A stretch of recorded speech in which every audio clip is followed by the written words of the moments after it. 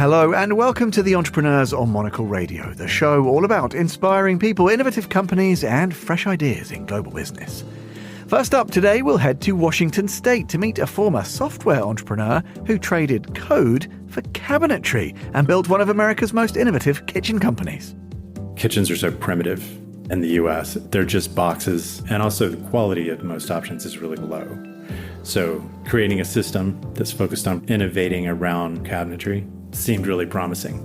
And later, it's off to Japan to hear about a homegrown beer brand with the ambitions to go global. Almost without exception, people from other parts of the world respect Japanese quality. Internationally, we work, I guess, a bit harder to educate the consumers and to explain Okinawan culture to them and our beer.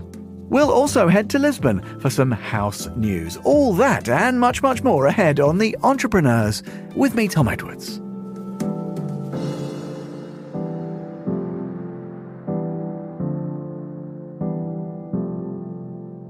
You're listening to The Entrepreneurs. Can a kitchen function more like a workshop? That was the question motivating Seattle entrepreneur Scott Hudson nearly 25 years ago. Henrybuilt is the company that emerged from his tinkering. It's now a leading high-end kitchen builder producing cabinetry, drawers and fittings. A team of 120 designers, engineers and craftsmen produce some 600 kitchens annually from their Seattle facility. Monocle's correspondent in the city, Gregory Scruggs, toured the factory and showroom. He began by asking Hudson about his decision to exchange bits and bytes for hammers and nails. I started the company in 2001 after being in publishing and software for about 12 years and had spent the last 6 years raising money, venture capital. But then in 2001, the second one hit the wall. And we had to sell it for the technology. And I decided to take some time off and I started working on my house. I had renovated several houses myself while working in software in the evenings. And I loved it. We bought another house on Vashon Island and I just kind of poured myself into that. And along the way, started thinking about creating a business that I would sort of not run. I could go back to software and keep that going on the side that was kind of design oriented and mostly around, at that point, furniture, because in 2001, it was very difficult to get high quality modern furniture. That's changed quite a bit since then. But in the US back then, it was tough.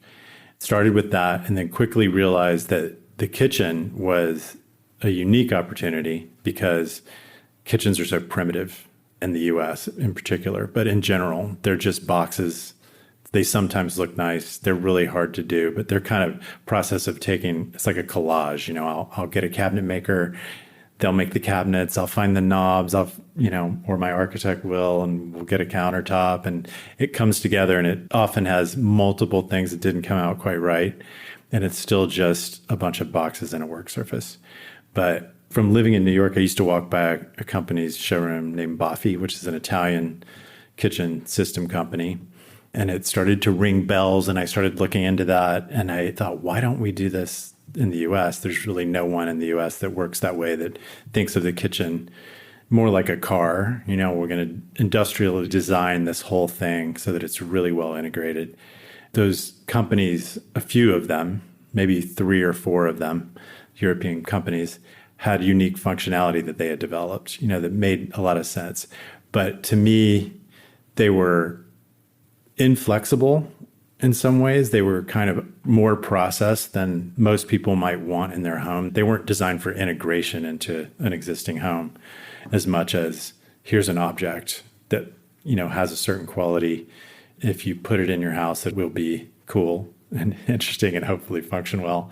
But they also had quality gaps. And so I started just playing around with that idea. We built a prototype and it very quickly, thanks to having a little bit of web experience, started a website. And we had people calling us, becoming clients from really far away. So like a guy who lived in China, had a house in Hawaii, someone from San Diego that walked by. We were striking a nerve, like somewhere between something that feels really custom made and crafted and something that has system performance quality. And at that point, it was very primitive.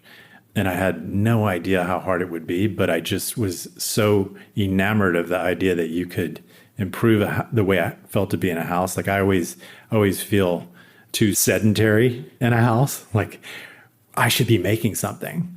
Food is something you can make, but the kitchen is not usually organized as well as like a shop where you would make something physical.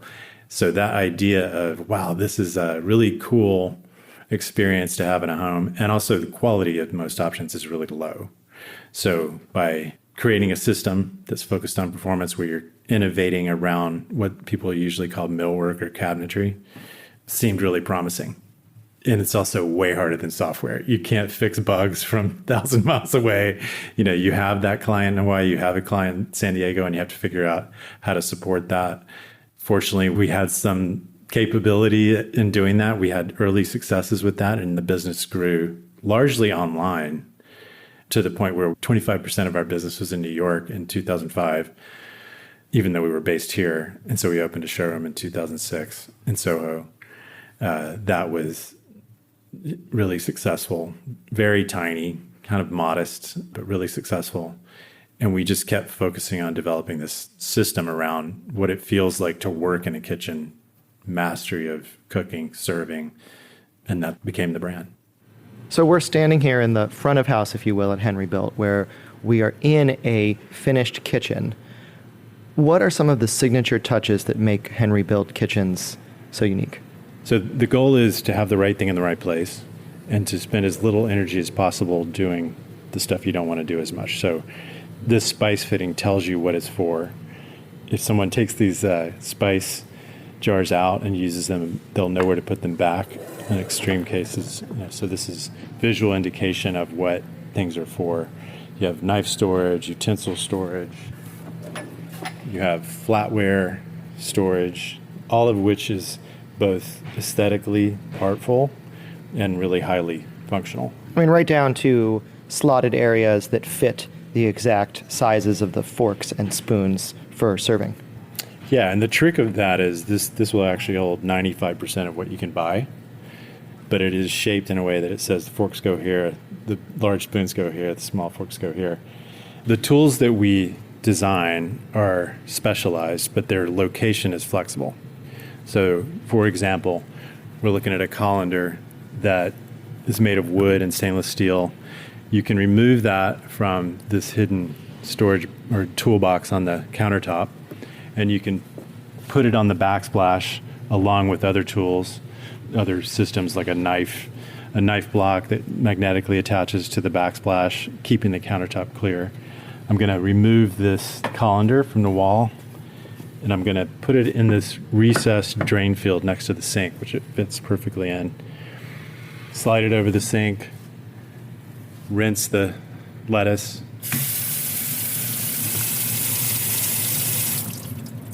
and once I'm done and it's drained a bit, I slide it back over into the drain field and it's out of the way. So that's what I mean by performance kitchen. Things are really tailored into the space. So you're taking something that might normally just be tile or stone or a countertop, and you're making it interactive and flexible and able to take these specialized tools. That was Scott Hudson, the founder and CEO of Henrybuilt, and you can find out more about the business by heading over to henrybuilt.com.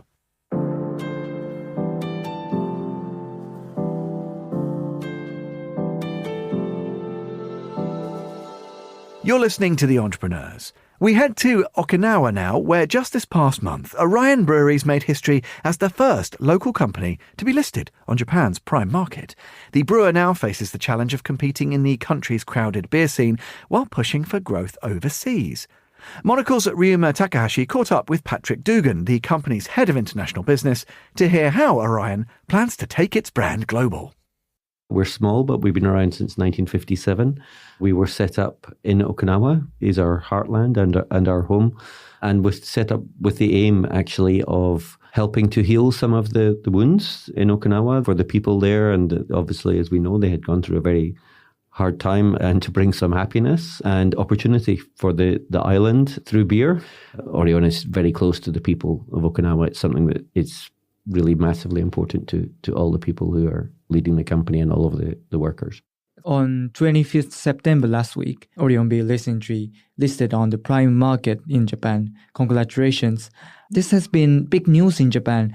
What kind of impact were you aiming for when you decided to go public? Okinawa is, not necessarily historically the most prosperous of the Japanese prefectures, and we're very proud to have gone public, especially because we are the first major industrial company from Okinawa to have done so.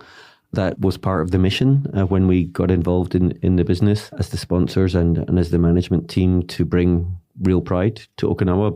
By doing that, we feel we've achieved that in the business performance, and listing is a validation of that strategy.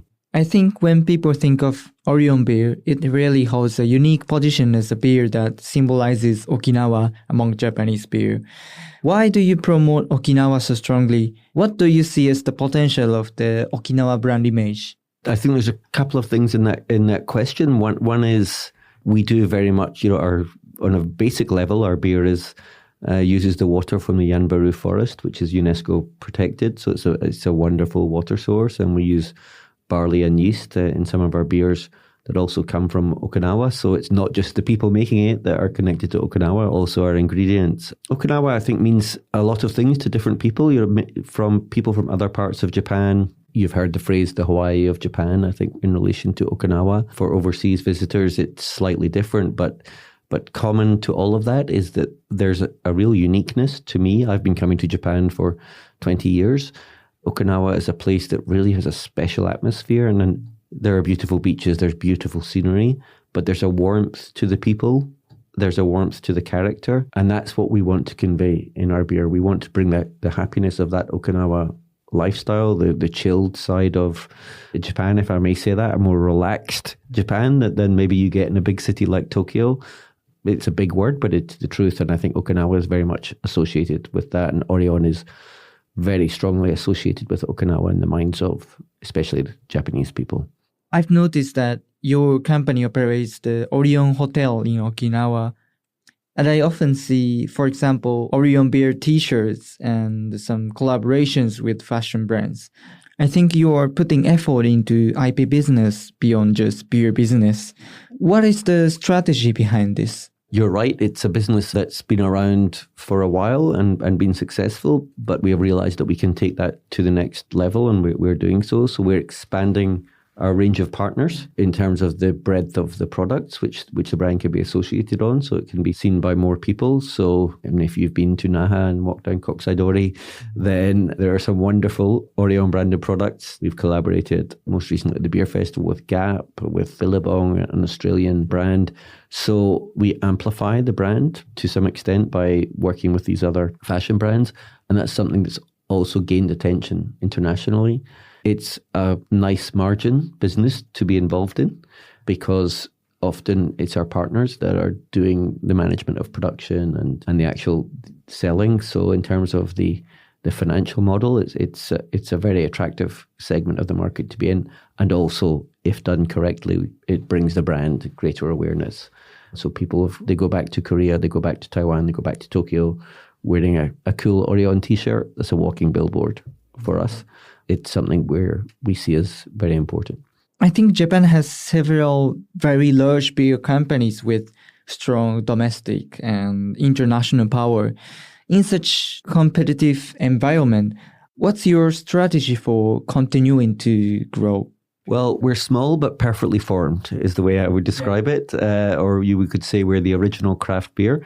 You're right. We face their big giants. We are, I guess, to be frank, quite fortunate in some ways in that we are a long way away from the mainland, and because Okinawa itself is a relatively smaller market, perhaps there's less focus from those giants who are fighting each other in other parts of Japan. But when we go outside Okinawa, we don't try to take on the giants head on. We are fortunate in a couple of respects. We have wonderful liquid. Genuinely, there's a taste difference, a little bit softer, what we call sessionable, so it's quite easy to drink quite a lot of it. I've been in the beer industry for 28 years, which makes me sound very old. Hopefully I don't look it. And I really love Orion, I have to say. It's a wonderful liquid. Anyone who drinks it loves it. But because Okinawa is actually a very expensive place to produce beer, because it's an island, we have to ship a lot of things in terms of the bottles, etc. It actually means that we cannot compete on price. So we can only compete on quality and on the strength of our brand. That in a way is fortunate because it means we can concentrate on the things that we're good at, and touch wood, it's working. Our overseas sales are growing very quickly and have done over the last few years, and also in the rest of Japan outside Okinawa, we're growing with beer and with RTD, what we call ready to drink. So let's shift to your overseas strategy. First, which countries and markets has Orion Beer expanded into outside of Japan? You can buy Orion in, I think at the last count, 14 countries, possibly more. If you count in Europe, it goes across some boundaries. But we divide our markets into focus markets and then a couple of other segments because we are a small team and a small business. Taiwan is close to Okinawa and they're the number one source of visitors to Okinawa and is our number one international market. We're present in all of the convenience stores and supermarkets, often with multiple products. And a lot of that, there's a massive synergy in our business model, which it benefits from visitors coming to Okinawa and seeing Orion and then sampling it back in their own countries. And at the same time, by seeing Orion beverage in those countries, it raises Okinawa's profile. Our big markets are Taiwan, Korea is becoming big, other Asian markets where Hong Kong, China also, and even Australia. You may not expect it, but we're with a couple of different products. We've cooperated with one of the retailers on a product there, and we're in the number one and the number two alcohol retailers in Australia. And obviously the US, there's a strong understanding of Okinawa, a strong presence, and it's a big imported beer market. We have America as a focus market. Do you differentiate your approach to marketing and branding when doing business in Japan versus international markets? Yes. The first thing I should say is this is the way most beer brands operate in their home market. The understanding and the perception of their brand and the positioning of their brand is usually very different. We also adopt that policy. But fundamentally, we still have, there's some of the pillars of the brand are the same, whether it's Okinawa, whether it's the rest of Japan, or whether it's international. And that is, based around the Okinawan character, the natural beauty of the place. But I think it would be fair to say that internationally, we call it dialing up. We dial up the Japanese quality element because almost without exception across the world, respect Japanese quality, and especially in beer and in food and beverage. I think there's a rising tide of that. So we want them to understand that we are Japanese and we are within that Japanese quality halo or umbrella, as we call it. But beneath that we offer something really different, and that's that warmth and that relaxed brand. We're currently, certainly in Asia, only brewed in Okinawa, and that's not necessarily what the giants do. They've got a lot of different brewing in different places. So that's one key pillar that we also talk about. But because we're super premium in pricing internationally, we work, I guess, a bit harder to educate the consumers about why we're worth paying a little bit more for, and to explain Okinawan culture to them and our beer. How do you distribute Orion beer internationally? Is it mainly through the licensed production? No. We only, leaving aside the European licensed production, everything is produced in Nago. We have a wonderful relationship with shipping companies and a local logistics company who are practically part of our team. Last year we were 10% of the Japanese beer that was exported was Orion. So we are, starting to become a big part of Japanese beer exports. So we're a very big part of Okinawa exports. We export cans, bottles, and kegs. The bottles are challenging because typically in Japan, bottles are returnable or they're used multiple times, but they're not internationally. So that's something we're trying to figure out. The value chain for that, the business model for those is a bit more challenging. But keg beer, we send keg beer as far as the east coast of America, and then it gets delivered back to Nago and we fill it and we send it back out again. So we do keg beer in 7 countries. That's when Orion, I think, is probably at its best. In a bar where there's lots of throughput, that's when keg beer can taste fantastic. With this IPO, I think Orion Beer have achieved one milestone, But looking ahead, do you have any visions or goals for the company's future? We have many visions. Yes, we're as a Japanese company, we're always planning quite well in advance. So absolutely, but fundamentally, we will not rush into expansion. We will be cautious because it has to be sustainable. But we definitely want to become in our focus markets more relevant. So we want to be seen alongside some of those giants as an expected choice to be available. For Europe, to be our licensed business there in terms of licensed brewing of the product, we really would like to see that develop into some of more of the other markets. As Japanese food and beverage expands, we want to expand with it and bring that Okinawa story to life because so many people just don't know about it. That was Patrick Dugan, Senior Managing Executive Officer and Head of International at Orion Breweries, in conversation with Monocle's Ryuma Takahashi. You can find out more by heading to orionbeer-international.com.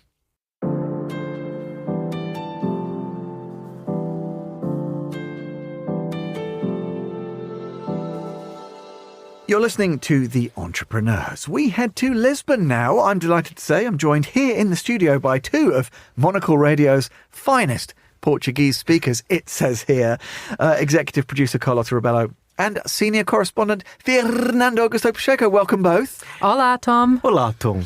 Now, tell me, you just got back from the other city of light. What did you get up to while you were there, Fernando? Oh, Lisbon is always a pleasure to go, right, Carlota? I mean, we actually had a lovely task. I love Portuguese food. It was a sunny, beautiful day. And of course, we're celebrating the new launch of a product made in collaboration with Klaus Porto, which is an iconic brand. And I think even if you haven't been to Portugal, you will know about Klaus Porto. They make amazing soaps, amazing scents. It was a delightful evening. A regular brand that shows up in our markets here, our Christmas markets and summer fair as well. From your initial description, that did not sound much like work. It sounded like a big old jolly. No, it was work. We worked very hard, didn't we, Fernando? And actually, we did something quite special, because people say, Fernando and Carlota, go there close to the entrance to say hello to the guests. We did our best. And sometimes I spoke in English and I'm like, oh, but are you Portuguese? But in the end, it was amazing. No, it was a wonderful event. The venue was the new Contemporary Art Museum, which is a new wing of the Carlos Gulbenkian Foundation, one of the oldest museums in Portugal. And it's this new beautiful wing that was designed by the Japanese architect Kengo Kuma, inaugurated just last year. So we were like on this, 29, 30 degree heat, end of September, under this beautiful wooden and brick canopy designed by Kuma. And I think we were expecting 80 people and 250 showed up, Tom. So the Lisbon best and finest showed up. Everyone was dressed so well. At the beginning of the event, I thought we might be overdressed. And then immediately I found out we actually were extremely underdressed. Yes. And tell me how fragrant the crowd. So they're very stylishly clad, fragrant. And just, again, let's sort of dig a little deeper, Carlota. You mentioned these are kind of staples of our markets, but these products are so beautiful. I know it's the radio. We can't do scratch and sniff, but give us a sense of how fragrant things were. I will give you my best attempt. So this is, of course, as Fernando described it, Klaus Porto, a heritage Portuguese fragrance house. And this is a collaboration that we've done with them, a new scent called Soleil Zest. Now, it is this scent that celebrates like lightness and joy. We described it as, continuing summer. It's very citrusy, the scent, and it has a bit of white musk that gives you a little soft embrace when you spritz it. It's very elegant. And that soft embrace is what makes it different because, let's be honest, there's quite a lot, some citrusy perfumes around there. And, it's lovely, good for the summer. But this one, there's a strong base there. And I think honestly, it's not because it was kind of a commercial trip as well, but I love it so much. I think Is it going to be in the regular Fernando Augusto Pacheco rotation? That's the question. Absolutely, Tom. And Tyler, in his speech, he says, of course, it's autumn, winter, so perhaps it's a bit of a surprising launch as well.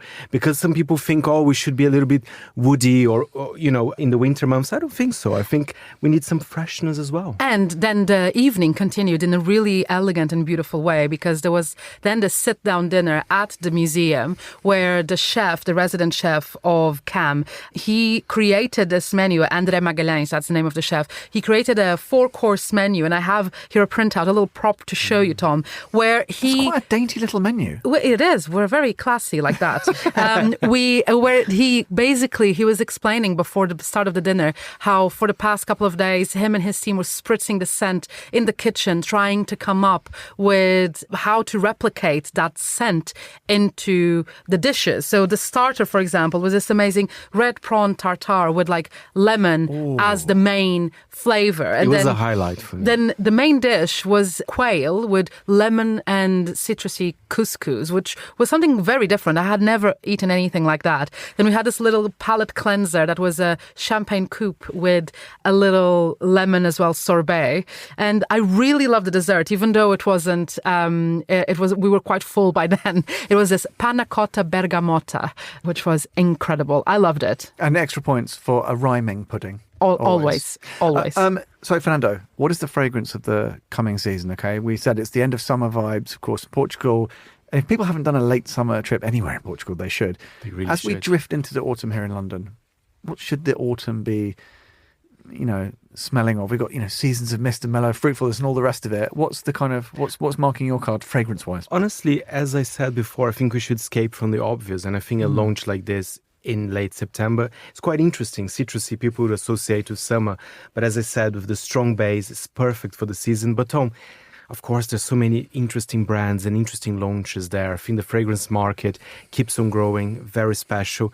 But my favorites are always Celine and nightclubbing, and of course, Klaus Porto, always. Very good, Fernando. And so much chat about these amazing fragrances, Carlotta. Did you learn more or talk more to the people who actually craft these beautiful things? Yes, I was actually able to meet at the event Daphne Bouget, who actually is the perfumer who made this scent. She is a perfumer at Firmenich.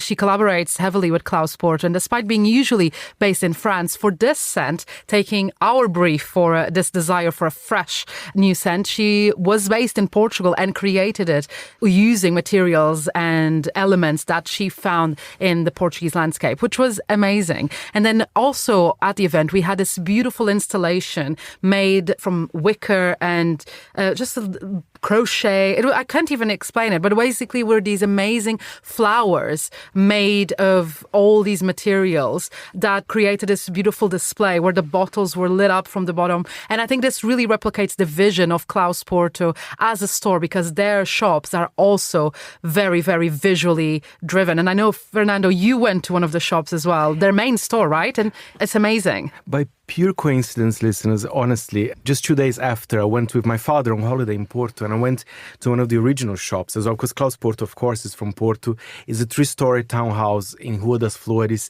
I would recommend everyone, if you're visiting Porto, to go there, because it's not only a shop, there's also a museum telling the history of Klaus Porto there. Great recommendations in fragrance, in tourism, hospitality, fine dining. Fernando, Carlotta, thank you both very much indeed for being with us.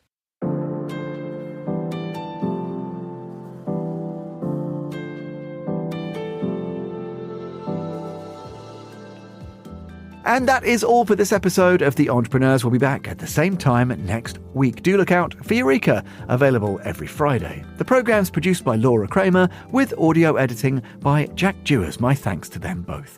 Don't forget to follow us and catch up with the archive wherever you get your podcasts or at monocle.com. And if you'd like to get in touch with the team, email Laura on lrk@monocle.com. I'm Tom Edwards. Goodbye, and thanks for listening to The Entrepreneurs.